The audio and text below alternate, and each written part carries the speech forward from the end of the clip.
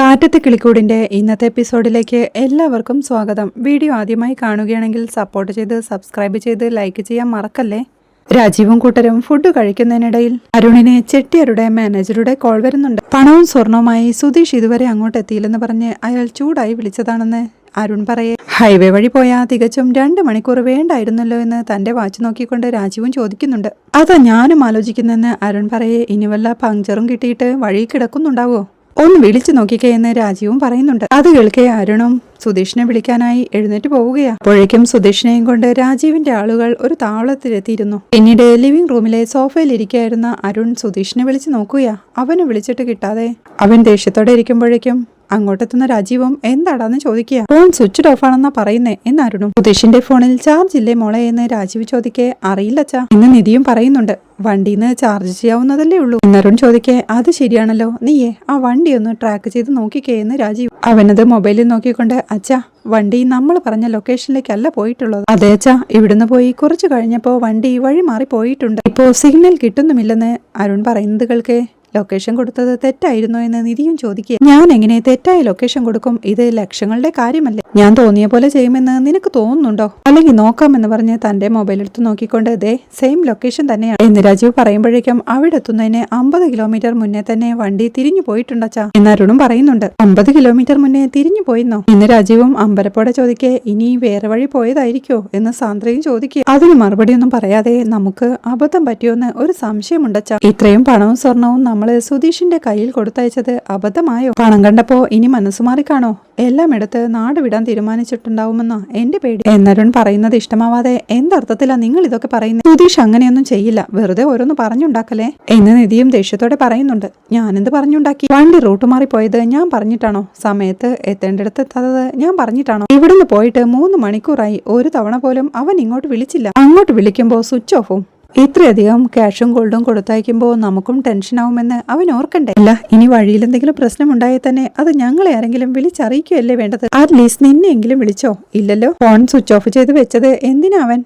എന്തെങ്കിലും പ്ലാൻ ഉണ്ടോന്ന് സംശയിക്കുന്നതാണോ ഇപ്പോൾ കുഴപ്പം എന്ന് അരുണും ദേഷ്യത്തോടെ ചോദിക്കുന്നത് കേൾക്കെ. അരുണും അങ്ങനെ അറുത്തു മുറിച്ചൊന്നും പറയില്ലേ. സുധീഷ് ഈ വീട്ടിലെ മരുമകനാ, നമ്മുടെ ക്ഷണം സ്വീകരിച്ചു വന്നയാളാ. അങ്ങനെ ഒരാളെ പറ്റി നമ്മളെ മര്യാദ വിട്ട് സംസാരിക്കരുത് എന്ന് രാജീവും പറയുന്നുണ്ട്. അവിടെ കാശും സ്വർണവും എത്തിയിട്ടില്ലെന്ന് പറഞ്ഞ് ചീത്ത വിളിക്കുമ്പോൾ ഞാൻ പിന്നെ എന്ത് ചെയ്യണം അച്ഛാ? നിസ്സാര തുകയൊന്നുമല്ല അവന്റെ കയ്യിലുള്ളതെന്ന് അരുണും. സുധീഷ് അങ്ങനെയൊന്നും ചെയ്യില്ല, എനിക്കുറപ്പാ അച്ഛാ. വെറുതെ ഇങ്ങനെ ആരോപണം ഉന്നയിക്കരുതെന്ന് പറയച്ചാ എന്ന് നിധി പറയേ. അരുൺ നീ ഒന്നും മിണ്ടാതിരിക്കെ, ഇത്രയും പെട്ടെന്ന് ഒരു തീരുമാനത്തിലേക്ക് എത്തല്ലേ എന്നവനോടായി പറഞ്ഞ് നിധിയോടായി മോളെ നീ ഒന്ന് വിളിച്ചു നോക്കെന്ന് പറയുന്നുണ്ട് രാജീവ്. അവൾ സുധീഷിന്റെ മൊബൈലിലേക്ക് വിളിച്ചു നോക്കുമ്പോഴേക്കും മൊബൈൽ സ്വിച്ച് ഓഫ് ആയിരുന്നു. ഞാൻ പറഞ്ഞില്ലേ എന്ന് അരുൺ ചോദിക്കേ. ഇനി വേറെന്തെങ്കിലും പ്രശ്നമായി കാണോ എന്ന് നിധിയും ചോദിക്കുക. വേറെ എന്ത് പ്രശ്നമുണ്ടാവാനാ? ഇതവൻ കിട്ടിയതും കൊണ്ട് പോയത് തന്നെയാ. അച്ഛനീ ക്ഷമിക്കാനും ക്ഷണിക്കാനും പോയതൊക്കെ തന്നെയാ ഇതിന് കാരണം. അവനെ പറഞ്ഞയക്കാൻ ഏത് സമയത്താണോ എനിക്ക് തോന്നിയത്. അവസാനം അവൻ അവന്റെ തനി നിറം കാണിച്ചു എന്നവൻ ദേഷ്യത്തോടെ പറയേ. ആകെ ടെൻഷനോടെ നിൽക്കുന്ന നിധിയെ ഒളികണ്ണിട്ട് നോക്കുകയാണ് രാജീവും അരുണും ഹേമയുമെല്ലാം. ഇടപെടി സുധീഷിനെ ഒരു താവളത്തിൽ കൊണ്ടുപോയി കെട്ടിയിട്ടിരിക്കുകയാണ് രാജീവിന്റെ ആൾക്കാർ. അവനെ കസേരയിൽ കെട്ടിയിട്ട് അവരവിടെ ഇരുന്ന് കാർഡ്സ് കളിച്ചോണ്ടിരിക്കുക. ഏയ് നിങ്ങൾ എന്തിനാ എന്നെ ഇവിടെ കെട്ടിയിരിക്കുന്നേ? നിങ്ങളൊക്കെ ആരാ? ആ കാശും സ്വർണവും ഒക്കെ നിങ്ങൾ എങ്ങോട്ടാ കൊണ്ടുപോയേ? ഒന്ന് പറ. എന്നെ വെറുതെ ഇവിടെ കെട്ടിയിട്ടിരിക്കുന്നത് എന്തിനാണെന്ന്? എടാ, എന്നെ കൊന്നിട്ട് ആ കാശും സ്വർണവും കൊണ്ട് കടന്നു കളയാനാണെങ്കിൽ നിങ്ങൾ വിചാരിക്കുന്ന പോലൊന്നും അല്ലട്ടോ, വലിയ പ്രശ്നമാവേ. എടാ, എന്നെ ഒന്ന് അഴിച്ചു വിടറാ എന്നൊക്കെ അവൻ വിളിച്ചു പറയുന്നുണ്ടെങ്കിലും അവരതൊന്നും മൈൻഡ് ചെയ്യാതെ കളിച്ചോണ്ടിരിക്കുക. എടാ, കെട്ടിയിട്ട് തല്ലാൻ ഏത് ഉളയ്ക്കും പറ്റും, ആണുങ്ങളാണെങ്കിൽ നേർക്കുനേർ വാടാ. സുധീഷ് വെല്ലുവിളിക്കുമ്പോഴേക്കും ഒരുത്തൻ കളി നിർത്തി അവൻ വെല്ലുവിളിക്കുകയാണല്ലോ. അഴിച്ചു വിട്ടിട്ട് ഒരു കൈ നോക്കിയാലോ എന്ന് ചോദിക്കുന്നു. നീ അവന്റെ വെല്ലുവിളി സ്വീകരിക്കാൻ വന്നതോ അതോ പറഞ്ഞ കാര്യം നടത്താൻ വന്നതോ എന്ന് മറ്റൊരുത്തൻ ചോദിക്കുക. അവനും അടങ്ങിയിരിക്കുക. സുധീഷ് അപ്പോഴും വിളിച്ചു പറയുന്നുണ്ട്. എടാ, നിങ്ങൾ 3 പേരില്ലേ, ഞാൻ ഒറ്റയ്ക്കല്ലേ ഉള്ളൂ, എന്നിട്ടും നേരിട്ട് ഫൈറ്റ് ചെയ്യാൻ പേടിയാണോടാ? എടാ ഉണ്ടകളെ, മര്യാദയ്ക്ക് അഴിച്ചു വിടറാ എന്നവൻ വീണ്ടും വിളിച്ചു പറയുന്നത് കേൾക്കെ. അണ്ണ ഇവൻ പിരിയിളക്കിയാണല്ലോ എന്ന് ഒരുത്തൻ ചോദിക്കുന്നു. നീ ഒരു കാര്യം ചെയ്യേ, അവന്റെ വായിൽ പ്ലാസ്റ്റർ ഒട്ടിക്കെന്ന് അവരുടെ നേതാവ് പറയുന്നുണ്ട്. അത് കേൾക്കെ അയാളും എഴുന്നേറ്റ് പോവേ. ഒന്ന് അഴിച്ചു വിടറോ, വാ വന്ന് എന്നെ അഴിച്ചു വിട, എന്നോട് കളിച്ചാ കാണിച്ചു തരാൻ ഞാൻ ആരാണെന്ന്, അഴിച്ചു വിടറാ എന്ന് പറയുമ്പോഴേക്കും അങ്ങോട്ട് ചെന്നവൻ ദേഷ്യത്തോടെ അവന്റെ മുഖത്ത് ആഞ്ഞടിക്കുകയാ. എടാ വേണ്ട വേണ്ട, അടി തുറങ്ങാൻ പറഞ്ഞിട്ടില്ല എന്നവരുടെ നേതാവ് വിളിച്ചു പറയേ. ഇവന്റെ നാവാട്ടം സഹിക്കാൻ കഴിഞ്ഞിട്ടാ ഞാൻ നിർത്തിയെന്ന് അവൻ. അഴിച്ചു വിടടാ എന്നെ, എടോ അഴിച്ചു വിടറാന്ന് സുധീഷ് വീണ്ടും ഒച്ചവെക്കെ. അങ്ങോട്ട് ചെന്നവൻ അവന്റെ വായിൽ പ്ലാസ്റ്റർ ഒട്ടിക്കുക. അവിടെ വീട്ടിൽ നിധിയപ്പോഴും സുധീഷിന്റെ മൊബൈലിലേക്ക് ട്രൈ ചെയ്തുകൊണ്ടേ ഇരിക്കുക. രാജീവും അരുണുമെല്ലാം ആരൊക്കെയോ വിളിച്ചു നോക്കിക്കൊണ്ട് വീണ്ടും സോഫയിലേക്ക് വന്നിരിക്കുന്നുണ്ട്. അരുണും ദേഷ്യത്തോടെ പറയുന്നുണ്ട്. പറയച്ചാ, ഇപ്പോഴും വിശ്വസിക്കാത്തത് അവളല്ലേ? അവളുടെ ഭർത്താവ് ചെയ്ത കള്ളത്തരം എന്താണെന്ന് പറഞ്ഞു കൊടുക്കുക എന്ന് പറയുന്നത് കേൾക്കെ നിധിയും അങ്ങോട്ട് വന്ന്, അച്ഛാ, സുധീഷ് എവിടെയുണ്ടെന്ന് അച്ഛന് മനസ്സിലായോ എന്നവൾ ചോദിക്കുന്നുണ്ട്. അവൻ നമ്മളെ ചതിച്ചു മോളെ. അവനെ വിശ്വസിച്ച നമ്മൾ നാണം കെട്ടുപോയി. പണവും സ്വർണവും എല്ലാം എടുത്ത് അവൻ പോയി എന്നച്ഛൻ പറയുന്നത് കേൾക്കെ നിധിക്കും ആകെ ടെൻഷൻ ആവുകയാ. അരുണിന്റെ സംശയം ശരിയായിരുന്നു. ഞാനും ഇവനും കഷ്ടപ്പെട്ടുണ്ടാക്കിയ കാശ് ഒരു ദിവസം കൊണ്ട് കൈക്കലാക്കി അവൻ കടന്നു കളഞ്ഞു എന്ന് രാജീവ് പറയുന്നത് കേൾക്കെ അച്ഛനും അരുണേട്ടനോടൊപ്പം ചേർന്ന് സുധീഷിനെ കുറ്റപ്പെടുത്തുവാണോ? സുധീഷ് അങ്ങനെ ഒരാളല്ല, അതാദ്യം മനസ്സിലാക്കിയെന്ന് അവൾ പറയാം. ആദ്യം നീ അവനെ ശരിക്കൊന്ന് മനസ്സിലാക്ക്. അവൻ മഹാകള്ളനാ, ശരിക്കും ഫ്രോഡ്. അവന്റെ ബുദ്ധിയായിരുന്നു ഇത്. അച്ഛനെ നമ്മളെല്ലാവരെയും ഓരോന്ന് പറഞ്ഞ് കയ്യിലെടുത്ത് നമ്മളെ കൊണ്ട് അവനെ വിശ്വസിപ്പിച്ച് നമ്മളെ കൊണ്ട് പണം അവന്റെ കയ്യിൽ ഏൽപ്പിക്കുന്ന വിധത്തിൽ പെരുമാറി. അവസാനം എല്ലാം കൊണ്ട് അവൻ പോയി എന്ന് ദേഷ്യത്തോടെ അരുൺ പറയെ, ഒരു തവണ പോലും ആ പണം കൊണ്ടുപോകുമെന്ന് സുധീഷ് പറഞ്ഞിട്ടില്ലല്ലോ. ഓവോ, മറ്റെന്ത് ചെയ്താലും സുധീഷ് മോഷ്ടിക്കില്ല, അതെനിക്ക് 100% ഉറപ്പാണ്. പണത്തിനു വേണ്ടി എന്തും ചെയ്യാൻ സുധീഷ് തയ്യാറാവില്ല. സുധീഷ് മാത്രല്ല, ആ വീട്ടിലുള്ള ആരും ദയവ് ചെയ്ത് സുധീഷിന് എന്താ പറ്റിയതെന്നൊന്ന് അന്വേഷിക്കുക എന്ന് നിധി പറയുന്നത് കേൾക്കെ, നീ ഇപ്പോഴും അവനെ വിശ്വസിക്കുകയാണോ? നിന്നെ കല്യാണം കഴിച്ചതുപോലും അവന്റെ ഒരു പ്ലാൻ ആയിരുന്നു. ഇത്രയും പറഞ്ഞിട്ട് നിനക്കത് മനസ്സിലാവുന്നില്ലല്ലോ നിധി. അവൻ വണ്ടി ഒരിടത്ത് നിർത്തി GPS ഓഫ് ചെയ്തു. നമ്മളാരും പിന്നാലെ ചെല്ലരുതെന്നല്ലേ അതിന്റെ അർത്ഥം. അവൻ നീ പറയുന്നത് പോലെ അത്ര പുണ്യാളനൊന്നുമല്ല. അവനെ വിശ്വസിച്ച് സ്വയം കബളിപ്പിക്കപ്പെടുകയാ നീ എന്ന് അരുണും ദേഷ്യത്തോടെ വെച്ചവയ്ക്ക്, അരുൺ മതി, പ്ലീസ് നിർത്ത്. ഇവളോട് എത്ര പറഞ്ഞിട്ടും കാര്യമില്ല എന്നവനോടായി പറഞ്ഞ് നിധിയോടായി, അവന് വിശ്വസിച്ചല്ലേ മോളെ ഞാൻ അതെല്ലാം കൊടുത്തത്. വന്നിട്ടും ഞങ്ങൾ അങ്ങോട്ട് കാണിക്കുന്ന അടുപ്പം അവൻ ഇങ്ങോട്ട് കാണിച്ചിട്ടില്ല. എന്ത് ചോദിച്ചാലും വഴുതിയിട്ടുള്ള ഉത്തരം. നേരിട്ട് കണ്ണിൽ നോക്കി സംസാരിക്കാനുള്ള മടി. ഇപ്പോഴാ മനസ്സിലാവുന്നത് അതെല്ലാം ഒരു കള്ളന്റെ ലക്ഷണമായിരുന്നു എന്ന്. പണമുണ്ടാക്കാൻ ഈ വഴി വേണമായിരുന്നു. ഒരു ബിസിനസ് തുടങ്ങി കൊടുക്കാമെന്ന് ഞാൻ പറഞ്ഞതല്ലേ? അത് എവിടെ വേണേലും ആയിക്കോന്ന് ഞാൻ പറഞ്ഞതല്ലേ? എന്റെ മകളെ രാത്രിക്ക് രാത്രി കടത്തിക്കൊണ്ടുപോയ ഒരു തെണ്ടിക്ക് വേണ്ടി ഏതെങ്കിലും ഒരു അച്ഛൻ ഇങ്ങനെ ചെയ്യോ മോളെ? പക്ഷേ അച്ഛൻ അത് ചെയ്തു. പണം കണ്ടതോടെ അവന്റെ പൂച്ച് പുറത്തു ചാടി. കുറച്ചു നേരമെങ്കിൽ കുറച്ചു നേരം അവന് വിശ്വസിച്ചു പോയല്ലോ എന്നോർത്ത് എനിക്ക് എന്നോട് തന്നെ പുച്ഛം തോന്നുക എന്നച്ഛൻ പറയുന്നത് കേൾക്കെ അച്ഛ എന്ന ടെൻഷനോടെ നിധിയും വിളിക്കുക. എന്താ ഇങ്ങനെയൊക്കെ സംസാരിക്കുന്നേ? സുധീഷ് കാശിന് വേണ്ടി അങ്ങനെ ആഗ്രഹിക്കുന്ന ഒരാളല്ല എന്ന് നിധി അവനെ സപ്പോർട്ട് ചെയ്യേ. ഇത്രയും പറഞ്ഞിട്ടും ഷേ എന്ന് രാജീവും. ഹേമയും അവളോടായി, നിധി നിന്റെ അച്ഛൻ പറഞ്ഞത് കേട്ടില്ലേ? ലക്ഷക്കണക്കിന് രൂപ നഷ്ടപ്പെട്ട് നിൽക്കുമ്പോഴും നീ ആ ഡ്രൈവറെ സപ്പോർട്ട് ചെയ്യുകയല്ലേ? അവൻ കട്ടോണ്ട് പോയതേ എന്റെ ഭർത്താവ് കഷ്ടപ്പെട്ടുണ്ടാക്കിയ കാശ. ഇങ്ങനെ ഒരുത്തനെ തന്നെ കെട്ടേണ്ടി വന്നല്ലോ നിനക്ക്. എന്തൊരു തലവിധിയാ ദൈവമേ. നിനക്ക് മാത്രം ഇത് മനസ്സിലാവാതെ പോയല്ലോ ദൈവമേ.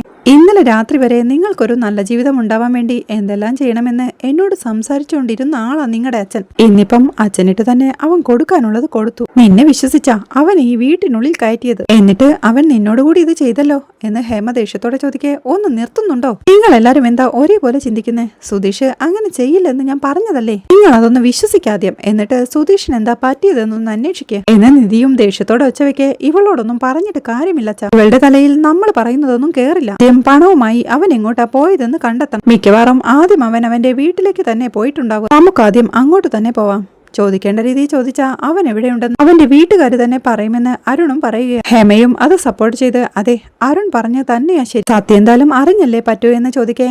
ഒന്ന് ചുമ്മാതിരിക്കമ്മേ എന്ന അമ്മയോടായി പറഞ്ഞ അരുണിനോടായി, അരുണേട്ടാ ഞാൻ കാല് പിടിച്ച് പറയും, ആ വീട്ടുകാരെ ദയവ് ചെയ്ത് ചെയ്യാത്ത തെറ്റിന് ദ്രോഹിക്കരുത്. സുധീഷ് അങ്ങനെയൊന്നും ചെയ്യില്ല. പണം മോഷ്ടിച്ചിട്ട് സുധീഷിനെ എങ്ങനെ എന്നെ ഫേസ് ചെയ്യാൻ പറ്റും? സുധീഷ് അത് ആലോചിക്കുന്നില്ലെന്നാണോ കരുതുന്നത് എന്ന് നിധി ചോദിക്കേ. നീ എന്താടി വെളിവില്ലാതെ പറയുന്നത്? ഇത്രയും പണവും സ്വർണവും കിട്ടിയ പിന്നെ അവൻ എന്തിനാ നിന്നെ ഫേസ് ചെയ്യുന്നേ? ലാഭം അവനല്ലേ എന്ന് അരുണും ചോദിക്കുന്നുണ്ട്. രമയും, അരുൺ നീ ഇവള് പറയുന്നതൊന്നും കേൾക്കാൻ നിൽക്കണ്ട. നേരെ അവന്റെ വീട്ടിലേക്ക് ചെല്ലേ.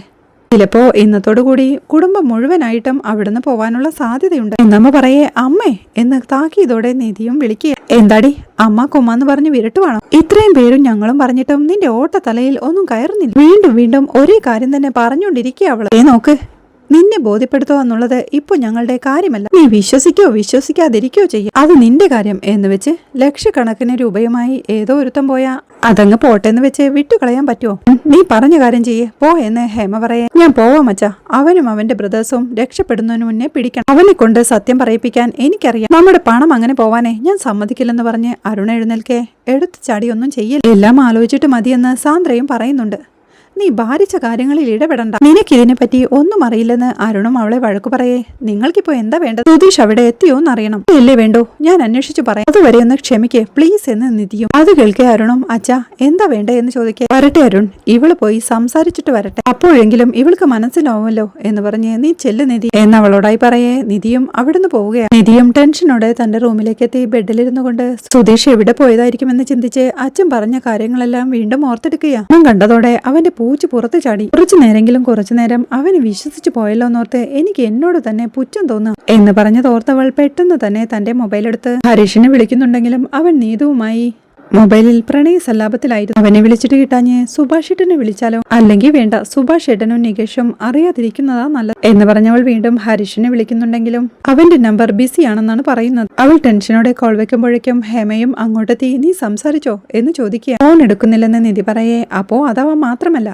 വീട്ടുകാരും കൂടി ചേർന്ന് ചെയ്ത പ്ലാനാ. പണവും സ്വർണവും ഒക്കെ എടുത്ത് കുടുംബത്തോടെ നാട് വിട്ടു കാണും. എന്നമ്മ ദേഷ്യത്തോടെ പറയേ. എന്താ അമ്മേ, അങ്ങനെയൊന്നും സംഭവിക്കില്ല, വെറുതെ ഓരോന്ന് സങ്കല്പിക്കല്ലേ എന്ന് നിധിയും പറയുന്നുണ്ട്. ഞാൻ എന്താ ഇല്ലാത്തതാണോ സങ്കല്പിച്ചുണ്ടാക്കുന്നത്? അവൻ ഒരു തെറ്റും ചെയ്തില്ലെങ്കിൽ പിന്നെ ഫോണെടുത്ത് ധൈര്യമായിട്ട് സംസാരിച്ചൂടെ? അവനെ അത്രമാത്രം വിശ്വസിച്ചിട്ടല്ലേ അച്ഛൻ ഇത്രയും വലിയൊരു കാര്യം അവനെ ഏൽപ്പിച്ചത്? അവനും വീട്ടുകാരും ചേർന്ന് ചതിച്ചു കളഞ്ഞല്ലോടി എന്ന് ഹേമയും ടെൻഷനോടെ പറയുകയാണ്. മിണ്ടാതിരിക്കമ്മേ, ഇങ്ങോട്ട് എന്തിനാ വന്നേന്നാ ഞാനിപ്പോ ആലോചിക്കുന്നത്. നിങ്ങളുടെ എല്ലാവരുടെയും സംസാരം കേട്ടിട്ട് എന്റെ തല പൊളിഞ്ഞിരിക്കുക. സുധീഷ് അങ്ങനെ ചെയ്യില്ലെന്ന് ഞാൻ പറഞ്ഞില്ലേ എന്നവൾ ചോദിക്കേ. പിന്നെന്താ അവനും അവന്റെ വീട്ടുകാരും ഫോൺ എടുക്കാത്തതെന്ന് ഹേമയും. എനിക്കറിയില്ലമ്മേ എന്ന് നിധി പറയേ. ഇത് ശരിയാവത്തില്ല നിധി, ഇത്രയും പണവും സ്വർണവും കൊണ്ടുപോയിട്ട് ഇനി വെറുതെ ഇരുന്നാ ശരിയാവത്തില്ല. ഇനി നിന്റെ അച്ഛൻ എന്ത് ചെയ്താലും ഞാൻ തടസ്സം പറയാൻ നിൽക്കില്ല എന്ന് തീർത്തു പറഞ്ഞ് ഹേമയും ആ റൂമിൽ നിന്ന് ഇറങ്ങി പോവുകയാണ്. ഇനി എന്താ ചെയ്യേണ്ട ഈശ്വര എന്ന് ടെൻഷനോടെ പറഞ്ഞ് വീണ്ടും അവൾ മൊബൈൽ എടുത്ത് ഹരീഷിന്റെ മൊബൈലിലേക്ക് വിളിക്കുന്നുണ്ട്. കോളിലായിരുന്ന ഹരീഷും നീതുവിനോട് പറയുന്നുണ്ട്, ശരി ഞാനേ പിന്നെ വിളിക്കാം, ഇവിടെ കുറച്ച് പണി തീർക്കാനുണ്ട്. നിധികൾക്ക് അവളും ശരി